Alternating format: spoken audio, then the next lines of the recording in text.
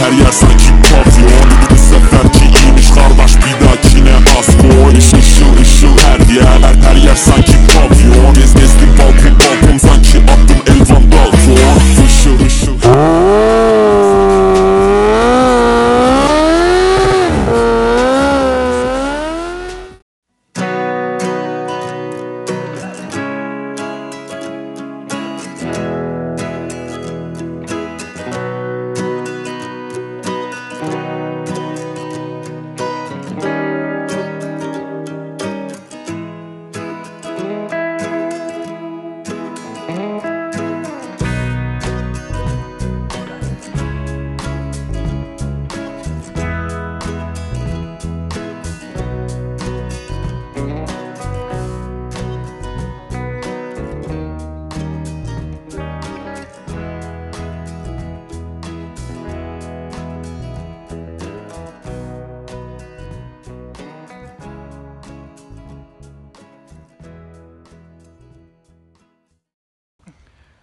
Merhaba arkadaşlar. Bugünkü videomuzda motorlarla doğaya geldik. Böyle çalı çırpı bir şeyler yapacağız. Bir şeyler közleyeceğiz. Aynen. Ama tabii manzara klasik Türkiye ormanları. Her yer cam kırığı, pislik. İçip saçan arkadaşlar. Şimdi hani küfür etmek istemiyorum. Ama ne demek istediğimi insanlar anladı. Hani şu görmüş olduğunuz arkadaki doğaya bakın, çevreye. Ve bir de pisliğine bakın. Bu da tabii üzücü. Buraya geldik. Hem dedik bir keyif yapalım ama bir yandan da üzülmüş olduk. Neyse, hadi videoya başlayalım. Evet, ne haber Baran? Ne yapıyorsun? İyi abi, geldik işte ormana. Ayazlar'da güzel dedik, bir hafta sonu değişiklik olsun bize de. Evet, bir de fuardan sonra özellikle. Aynen, moraller bozuk tabii. Fuardan sonra fiyatları görünce Evet. insanın morali bozuluyor. Tabii doğal olarak. Yani, Fuar nasıldı sence? Var mıydı bir numara? fuar güzeldi. Mondial'de çok numara vardı benim gördüğüm. Kesinlikle, özellikle o yeni RX-3 Evo'nun hani o yeni kasasını. Evet, 400'lüktü galiba o. Evet, çift silindir. Yani hoşuma gitti. Hani güzel motor. Ama işte o 250 cc miydi? 200 cc'si vardı galiba. 250'liği var bunun. Bir de 125'liği var. Şu an 250'liğinde biraz ilk geldiğinde bir kronik sıkıntılar vardı. İşte egzoz yakıyor. İşte çantalar, arka çanta küçük falan, onları biraz düzeltmişlerdi. Evet. Egzoz çıkışını alttan vermişler. Hani güzel motor yapmışlar bence. Hero'da da birkaç numara vardı. Hero'da ben, merak etmeyin abi, motor yapıyorum ha demeye başlamış. Hero'cular kızmasın. Çünkü önceki modelleri, hani bir Hank'ı beğenmiştim ben mesela. Aynen. Ondan sonraki o ZMR karizması mıydı neydi o efsaneydi abi. O karizmaysa o karizma şurada dursun diyordum. Karizma bana biraz şey andırdı ya, böyle 2003 model işte bir kamyon şeyi göstergesi var. İşte Evet. 2003 model bir şey tasarım var. İşte hani şey diyordu rahmetli Barkın, hani fotoğraflarda biraz daha şey duruyor ama yakında daha iyi diyordu. Yani ama orası bana tartışılır pek tabii. öyle gelmedi yani, yakından da çok gördüm. Çok bir numarası gelmedi. Tabii kullanan arkadaşlar memnun olabilir tabii. Herkesin motoru kendine güzel. Tabii illaki. Yani kimsenin malını kötülemiyoruz tabii. Tasarım olarak ben çok beğendiğim bir motor değil. Yani bize hitap etmiyor maalesef. Aynen, tabii ki de alan eden Allah güle güle kullansın. Kaza bela vermesin yani. Aynen. Bajaj'da pek bir numara yoktu maalesef. Şöyle, Bajaj'ın normalde 2019 Hindistan modelleri işte Dominar'da bir güncelleme yapmışlardı. İşte ön çatalı falan değiştirmişler. Evet. İki göstergesini değiştirmişlerdi. Vites gelmiş, evet, vites.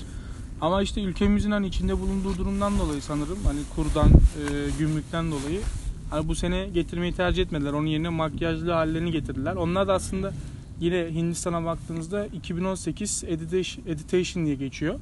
Hani renk Editation diye yani, makyajlı hali. İşte Canyon Red, mat siyahı. Evet. Ondan sonra bu sene onlar geldi. Açıkçası ben 2017 model Dominar kullanıyorum. Hani pek bir cezbetmedi beni. Hani bir tekrardan acaba yenilesek. Yani hani biraz bu girmedim. Olumlu bir eleştiri olsun. Hani kötü Aynen. anlamda demiyoruz ki, ikimiz de Bajaj kullanan insanlarız. Aynen. Yani bu biraz şey abi, hani benim motorumdan sıkıldım deyip herhangi bir otoboyacıya gidip anlaşıp boya attırıp yapabileceğim yani, bir şeydi. Aynen. Hani bir ekstra bir teknoloji veya ekstra bir artı yönde, ne bileyim, seleyi yumuşattık. İşte ne bileyim, işte o modelle şöyle bir kronik problem vardı, şunu çözdük tarzı bir şey olmamış. Ondan ziyade hani renk, yani biraz daha göze hitap etmiş burada Bajaj. Tabi burada hani Bajaj'ın distribütörü diyeyim ya da. Tabi burada ben kötü anlamda demiyorum çünkü ülkenin durumu malum. Aynen. çok bir numarada olmuyor maalesef. Zaten Suzuki'nin falan Kawasaki'nin fuarda olmaması zaten yine durumu gösteriyor. Adamlar stand bile açmamış çünkü yani o kadar durumdayız ki, vahim durumdayız. Ha yine tabii bugünümüze de çok şükür, Allah daha beterinden saklasın ama yani düzelir inşallah diye ölmeden görmek istiyoruz. Ben bir de bir şey değinmek istiyorum İlker. Yani Tabii. Şimdi ben normalde her sene işte motorum çok kilometre yaptığım için günde 60 kilometre yapıyorum. Hani her sene bir motor değişikliğine gitmeye çalışıyordum. İşte Pulsar 200 NS kullanıyordum. İşte onu yenileyip tekrardan yeni bir Pulsar'a mı geçsem diyordum hani kilometre olarak. Çünkü 20-25 bin kilometrede Türkiye'de motorun ömrü bitiyor yani. Hani Tabii. sanki o motor hiçbir kilometre daha gidemeyecekmiş yürümeyecek gibi. Bizi de öyle alıştırdılar. Ben 5 yıldır motor kullanıyorum. 5 yıldır bu algı var. İşte 20 bin kilometreye geldiyse motor. Tamam. 30 binde garantisi bitiyor. İşte sana bir sürü sorun çıkaracak. Hayır, ben şu an 22.500, 23 binlere geldim. Daha önceki sene olsaydı belki değiştirmeyi düşünürdüm. Hani Dominar elimde olsaydı o sene. Ama şimdi hani elimdeki motor beni memnun ediyor. İşte uzun yola da gidiyorum. Şehir içi de kullanıyorum. Karda da kullanıyorum. Aktif kullanıyorum. Hani öyle kullanmadığım bir hava yok. İlker de biliyor. Tabii yani 4 zamanlı, hatta biz 5-6 zamanlıyız yani. Aynen. Bizde fark etmiyor her türlü. Bir de şöyle bir şey duymuştum. Bir tanıdığımdan duymuştum bunu. Hani canlı olarak duyduğum bir sohbet değildi. Yurt dışından işte bu klasik dünya turu yapan insanlardan biri herhangi bir motosiklet tamircisine gidiyor ve şöyle bir muhabbet yapıyorlar. Adamın anladığım kadarıyla GS'i falan var. İşte oradaki Türk başka motor kullanan müşteriler var. Orada sohbet ediyorlar. Artık onlar da mı İngilizce biliyor ya da adam mı Türkçe biliyor onu bilmiyorum. Hani birinin duyduğunu anlatıyorum. Adam kilometresini söylemiş. Hani 300K'lık, yani 300 binlik falan bir motormuş adamınki.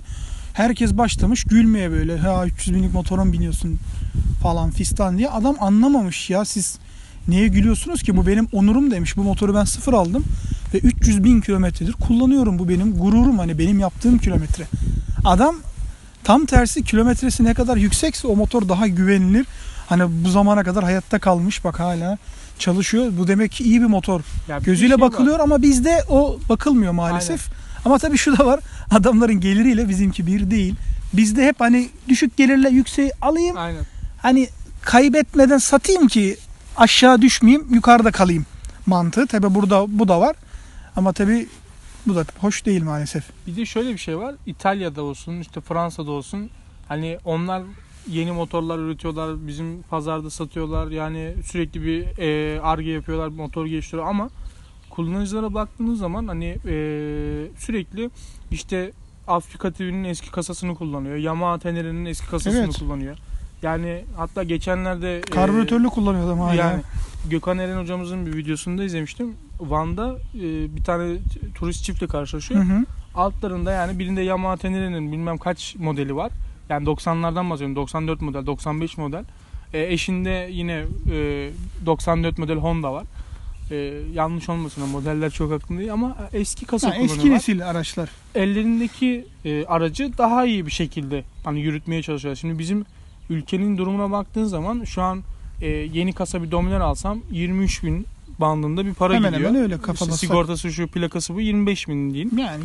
Şu an elindeki motorla ne bileyim bir küçük modifiyeler, yani işte yürüründe sıkıntı olmasın, ne bileyim zincirini değiştir, işte dişli setiyle oyna. Tabii bakımını yap. Bakımını yap. Periyodik olarak zaten yapmak zorundayız. Ondan sonra 3-5 hoşunuza gitmeyen bir boyası olur, bir yeri olur. Onları bir rötuş attırayım, hani güncelleyeyim. Yani şu şartlarda daha ekonomik, daha bence zaten ülkenin hani gidişatı da bunu gösteriyor. Yani dışarı para gitmesindense tabii içeride dönsün abi. Şeylerle içeride dönsün diye gidiyor. Onun dışında hani şu ana kadar da gerçekten bir Dominar kullanıcısı olarak beni çok memnun etti. Açıkçası hani daha üst seviyeye bir motora geçeyim diye bir şeyim olmadı.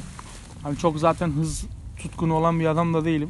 Aksine daha böyle defansif kullanan, ondan sonra defansif kullananlar genelde hayatta kaldığı için yani Türkiye'de öyle. Maalesef öyle yani. Deli dolu gidiyorsanız hani hızlı yaşa genç öl oluyor. Aynen. Burada zaten hani siz ne kadar kusursuz kullanırsanız da kullanın, arabayı da motoru da, hani ciddi anlamda motosiklet kullanan ve araba kullanan insanlar da o kadar korkunçlar ki hani adam zank diye duruyor, sen neredeyse vuracaktın ona, takip mesafesini koruduğun için, motorcusun, akıl ediyorsun ya, tabii etmeyeni bam diye vuruyor.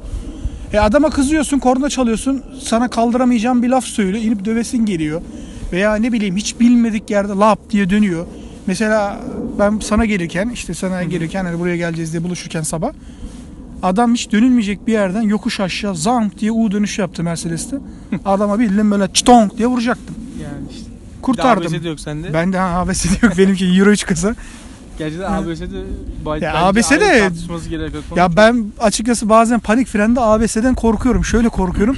Şimdi hayvancağız hesaplıyor ya kaçta Aynen. gittiğini, işte nasıl fren yapacağını. Kendi kendine freni salıyor. Halbuki freni sarmasa vurmayacaksın. Hani bazen ben ABS'lim, özellikle hani ABS'li motorda acil bir şey oldu. Frene asıldım, tamam, düşmememi sağlıyor. Güzel bir şey ama öyle bir handikapında yaşamadım değilim. Bir kere mesela Yani. bir arkadaşım motorunu test ediyorduk. O kullanıyor. Motor böyle akan trafikti. Zamp diye durdu trafik. Çocuk da algılayamadı. Hı hı. Hani algısı düşüktü. Ben bilseydim öyle olduğunu arkasının artçı olmazdım. Zamp diye durdu. Az daha böyle kamyonete giriyorduk. Son anda bir de motorda saldı kendini, durmadı. Böyle tık diye dokunduk, durduk. Yani öyle. Benim şeyde başıma geldi. Pulsar 200 NS'te geldi. 10.000 kilometrelerde falandım. E5 trafiğinde Şirinevler Yenibosna arasında hani o civardaydım. Bir anda trafik akıyor. Normal akan trafikti. Bir anda 80-90 kilometreden çat 20'ye kadar Yani düştü. bir anda vites herkes düşeceğim. panik fren yaptı. Tabii ben de hızlı gidiyorum ve o sırada göstergeye bakıyorum herhalde hani saat kaç diye. Ondan sonra ben de bir anda panik fren yapmak zorunda kaldım. Tabii arka frende falan ABS olmadığı için, bir de hafif olduğu için arka, Evet. direkt bıraktı kendini, hani kilitledi. Kızaklayarak hani böyle kayarak öndeki arabaya doğru gidiyordum. İşte tam o sırada fren artık bitti, hani frenaj şeyim kalmadı, frenaj mesafem kalmadı. Bir anda işte refleks olarak o öndeki arabanın hemen sağına, tampon boşluğuna, yani normalde hani trafikte aralardan gideriz ya, Evet. o aklıma geldi, hemen oraya şey yaptım. Evet. Öyle kurtardım ve arabayı geçmiştim, hani o kadar. Hı hı. Öyle durdum arabayı geçtikten Evet. sonra. Yaşam alanı açtın kendine. Aynen. Sonra hani ABS'li motorun gerçekten ne kadar gerekli olduğunu. Çünkü lastiği kilittiği andan itibaren frenaj mesafeniz uzuyor. Hani bu yapılan testlerde de var. Artık Evet. herkes bunları izliyor, biliyor. Tabii ki de. Ondan sonra o yüzden ABS'li motorun hayat kurtardığını gördüm. Karda da Evet. gene öyle. Hani karda gittiğimde de mesela fren yaptığım zaman hani kilitlemediği için lastiklerin de kış lastiği olduğu için ondan sonra şey Tabii yapıyor. mevsime daha uygun güvenli. lastik, işte düzenli lastik basıncı, kullanım şekline göre, atıyorum artçılı biniyorsan ona göre basacaksın havasını. Tabii bunlar kitabında her şeyinde yazıyor. Ben genelde hani böyle fren muhabbeti olduğu zaman insanlarla hani böyle yüz yüze konuşurken şey diyorum, hani ABS'siz bir motorun varsa acil fren çalış kendine, panik fren çalış. Mesela motorunu kendini de tehlikeye atmadan ekipmanlı bir şekilde bilerek böyle kaydır, yanla, hani mesela affedersin frene bastın, götü attı bir anda, ne yapacağını bil. Aynen.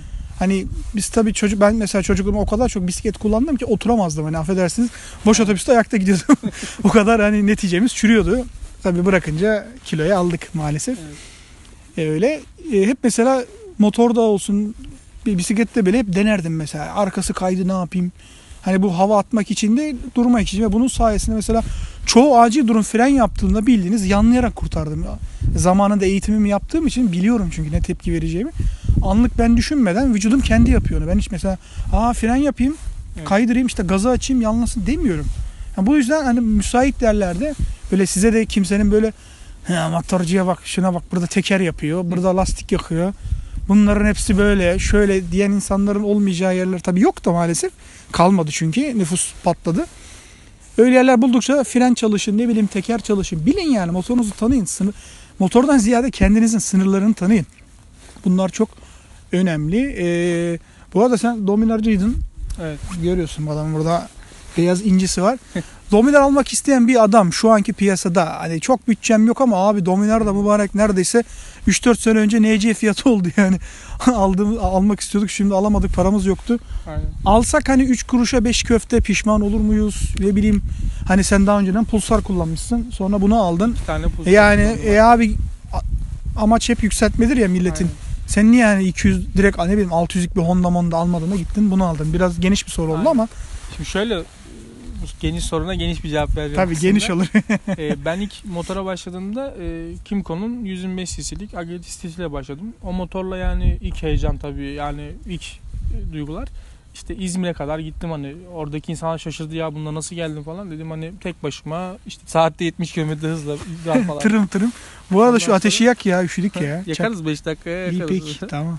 Ondan sonra gittim geldim. Sonra tabii bende bir şey doğdu. O zaman